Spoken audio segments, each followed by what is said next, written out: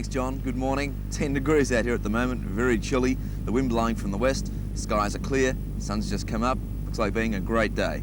We still have this very large swell coming in from the northeast, waves still up around 2 metres, some a little bigger, around the 2.5 metre mark. Unfortunately, the banks on our city beaches not as good as they should be, and we still have a lot of closeouts. The biggest potential in town this morning would be here at Dixon Park and up towards the cliff. The only real rideable waves around town.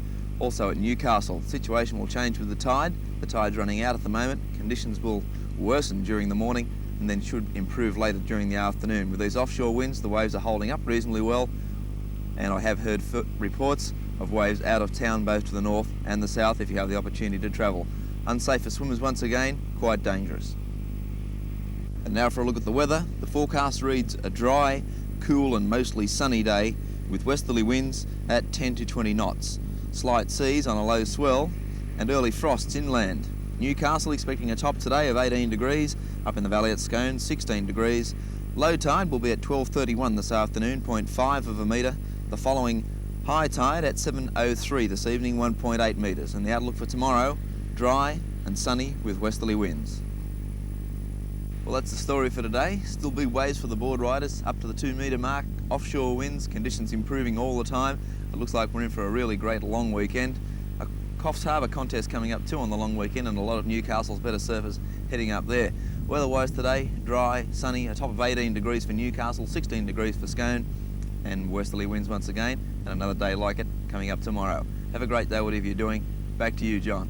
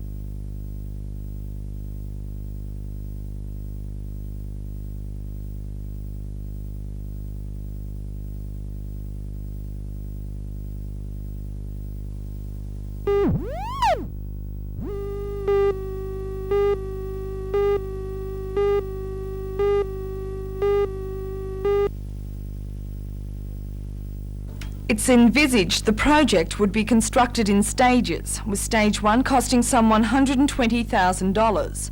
The site is ideal, according to the instigator, Dr. Tim Roberts, because of its proximity to schools and the centre of the city. In a conservative estimate, it has been predicted 100,000 people would go through the centre in its first year of operations, creating 120 full-time jobs and bringing in an additional $2 million to Newcastle in tourist revenue. Some of the projects planned for Supernova include a simulated coal mine, a miniature Hunter estuary and a laser scattering device in the disused chimney stack. Dr. Roberts hopes by displaying the plans tonight, the public will see what an exciting and workable venture Supernova would be. I think the benefits are very, very great. I think it's, first of all, it'll have tourist type benefits. It'll bring money into the town. It will enable us to put Newcastle on the map. I think it will be of great benefit for the children of the region, and also I think it'll be of benefit for all of the people who are trying to learn about the new technologies and what they'll mean to the year 2000.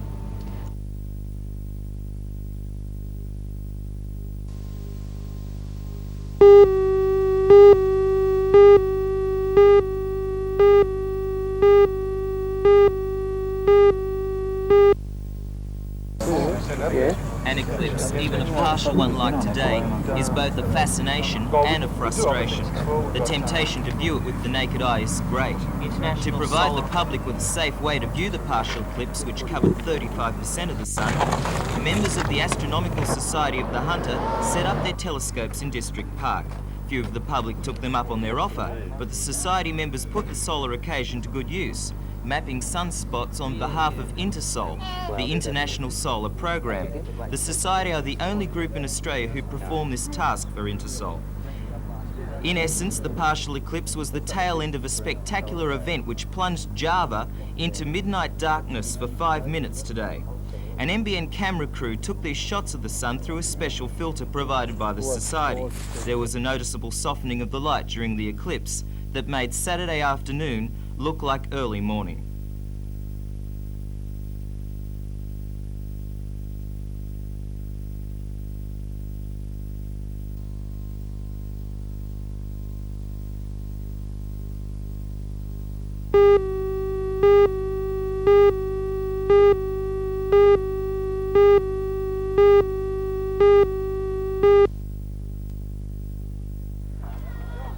The sleepy township of Broke is tucked away near Singleton in the Hunter Valley. There, the vintage cars didn't look out of place. Yesterday's exhibition consisted entirely of British vintage models, something the Broke community is apparently keen on. All but one of the 15 cars is owned locally. This 1954 Worsley used to help keep law and order in the English town of Hampshire. Now it belongs to Broke car restorer Ian Bergstrom, the organiser of the exhibition. Almost every car in the show had a story to tell.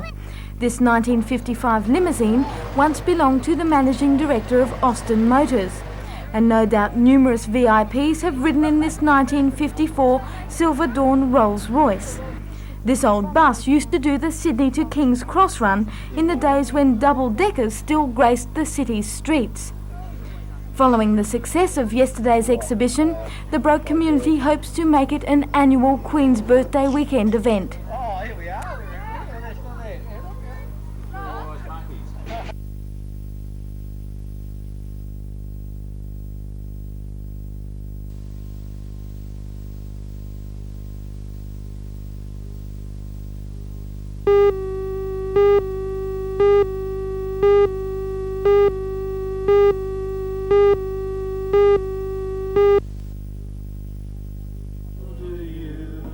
At the Shortland RSL, they've been clapping their hands and tapping their boots to the time of some good old country and western music. The Hunter Valley Country Music Association has been holding a festival in Newcastle on the June long weekend for the past 3 years. But according to organisers, their following gets bigger all the time. Yesterday's entertainment included an open-air anyone-can-play show on the RSL's bowling greens. That was followed by a concert in the auditorium featuring Darryl Lee, Desiree Crawford and this South Coast band Gateway. The festival concludes tomorrow with another open-air show. I remember how holding them helped me not feel so low. Your heavy sky. While the country enthusiasts have been doing their thing, those with a taste for the quieter sounds of folk held a festival of their own. The festival, which has been held in Newcastle for the past 12 years, always features a variety of folk artists, and this year is no exception. The festival, however, does not discourage participation. Numerous workshops are held, and really anyone who wants to can join in and sing along.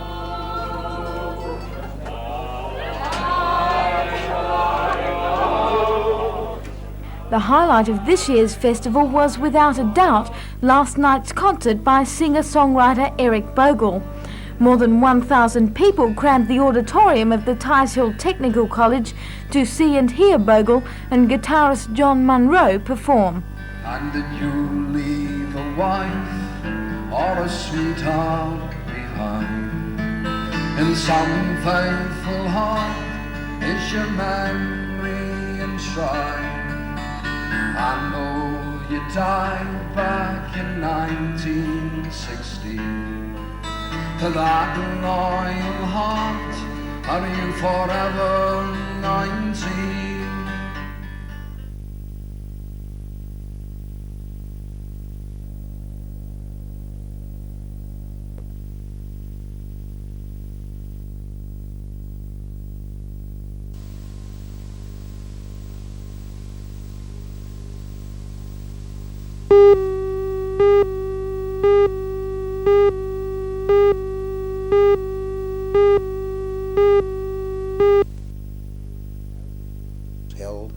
Arrogant in the sense that they called a pre-selection council which was not in conformity with the Constitution.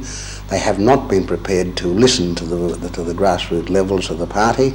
It's just been a group of power brokers at the top hierarchy of the party who are making all of the decisions. You don't seem to be bitter about what's happened. Has it been very difficult to maintain that status quo? It's not difficult. I think the reception I received here today with the young Liberals, how can one turn one's back on that kind of reception, that kind of love and affection that they show for you? I attended the state convention yesterday in Toowoomba in Queensland. My wife is still a member of the party and a voting delegate, so I went along as an observer. And this is why I'm saying it is not the grassroots levels of the party, those beautiful, wonderful people who've supported me all through my career. It is just this small group of arrogant power brokers who want to control everything. You're now an independent senator. What do you see as your role? Well, not a great deal different to what it was before, except that I will now be free of party sort of so-called discipline and not responsible to any group of people.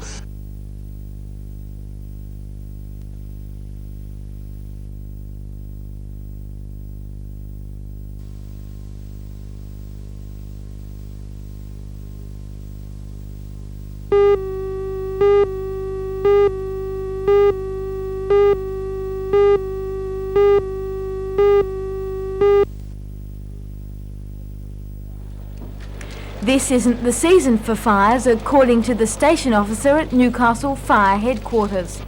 But so far this weekend, firemen have attended 38 fires, 3 of which were house fires. They believe all of them were caused by fireworks. On Saturday night there were 26 fires which firemen believe were firework related, and last night there were 12, including this one at the Newcastle abattoirs. Fortunately, in this case, only a pile of discarded logs was burnt, thanks to quick action by firemen. But that hasn't always been the case. This weekend alone has seen thousands of dollars worth of damage done just because of carelessness with fireworks. With these fireworks, they got rid of skyrockets, but these new fireworks, they're aerial fireworks. They go up in the air. They've got plate spinners and parachute drop things, and they all go up in the air and land where nobody knows where they're going to land. How do you control them? What's the best method? The best method would be to bar them all together, I suppose, but if we can't have that, make sure that where you let them off is way out in the open somewhere, not near houses and property.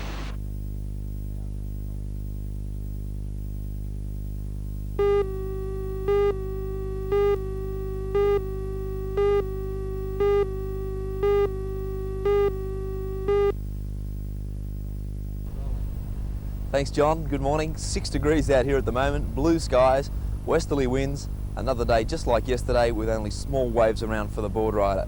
Waves are around 1 metre at all of the open beaches this morning. The tide's a little low at the moment. Conditions will improve as the tide starts to come back in later this morning.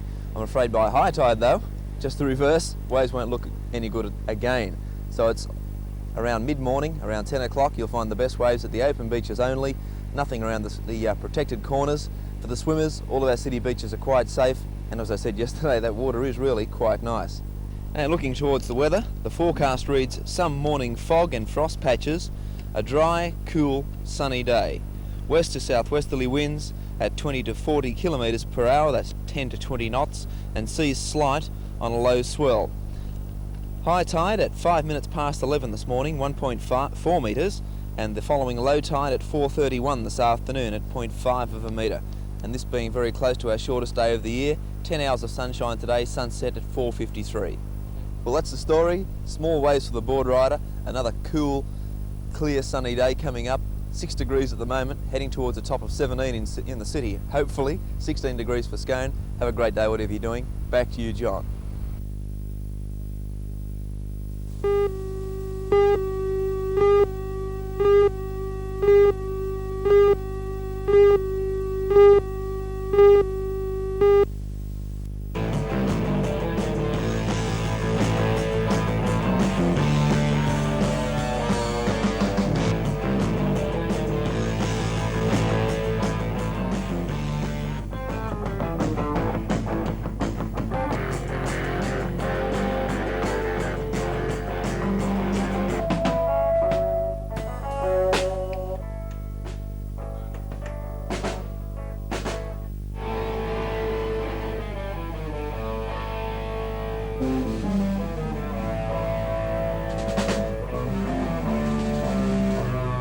The Watch the Red album is probably a bit of a change of direction for us. In some ways it's probably a sort of a lack of direction. It's sort of kind of a fairly diverse sort of record.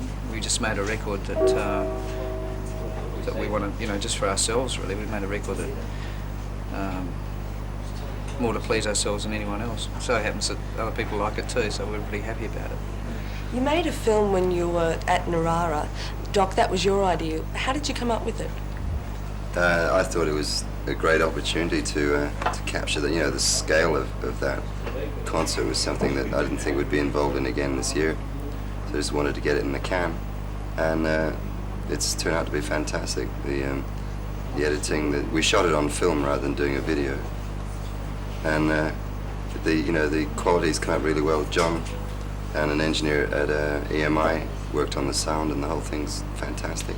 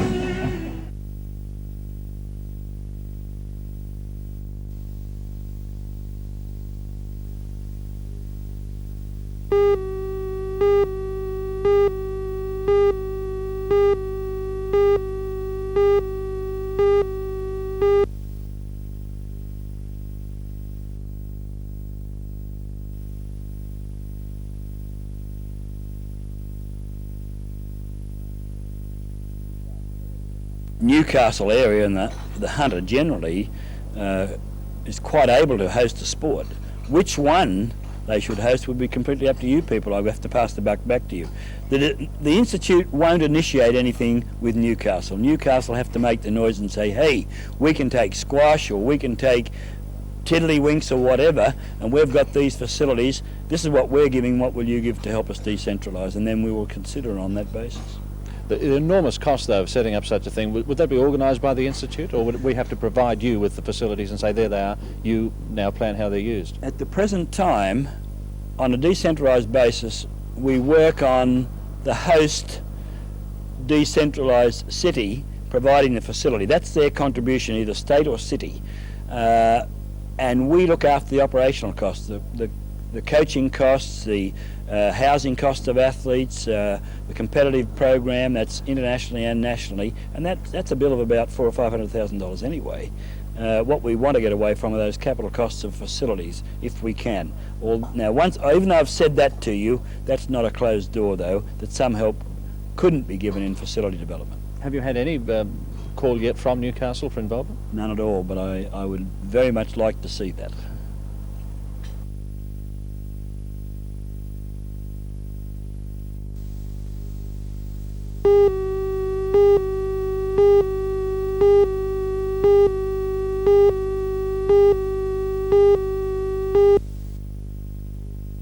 From this year, Peter The local high school is only in its second year of rugby league and is getting better by the game under coaches John Connolly and Norm Wilkinson.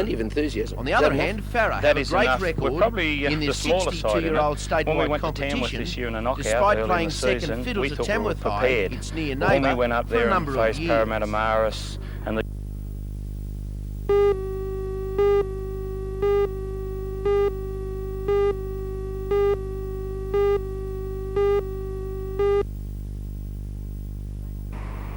Thanks, John. Good morning. Another cold start to the day. A few clouds around, the possibility of a few showers in the Upper Hunter, and that swell for the board riders is disappearing fast. Around the beaches this morning, waves up to 1 metre only for the board riders. That strong westerly wind is taking its toll on the swell, and it's just disappearing fast. Here at the Carry Hole, where we're doing our surf report this morning, small waves, and of course the tide's a little low at the moment, but these waves will improve later in the morning as that tide comes in. At the other open beaches in town, I'm afraid high tide's going to be a bit of a no-no. There just won't be too many waves breaking at all, and best waves will be found earlier this morning or later this afternoon. If you'd like to go for a swim today, I don't think there are too many people.